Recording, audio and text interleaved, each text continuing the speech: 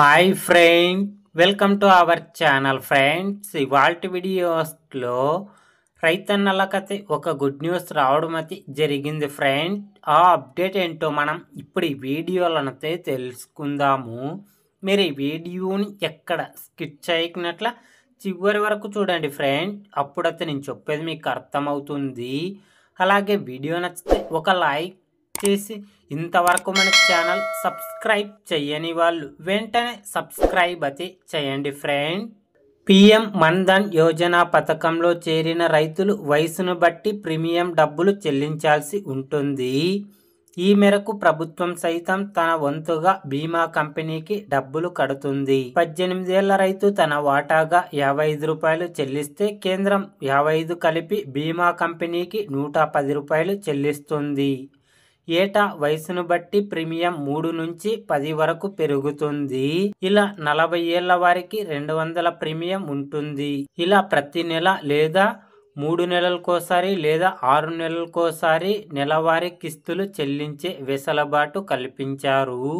అనంతరం 60 ఏళ్లు పైబడిన రైతులందరికీ నెలకు ₹3000 పింఛన్ అందజేయనున్నారు. లేదా ఒకేసారి డబ్బులు కావాలనుకుంటే రైతు కట్టిన సర్కార్ చెల్లించిన మొత్తంలో సగం ఒకేసారి అందజేస్తారు. పథకంలో చేరిన రైతు మరణిస్తే జీవిత భాగస్వామికి కొనసాగించవచ్చు. మన్ధన్ యోజన పథకానికి అప్లై చేసుకోవడానికి కావాల్సిన అర్హతలొచ్చేసి 18 ఏళ్ల నుంచి 40 సంవత్సరాలలోపు వయసున్న వారంతా అర్హులే. పిఎం కిసాన్ డబ్బులు పడే వారంతా ఈ పథకానికైతే దరఖాస్తు చేసుకోవచ్చు.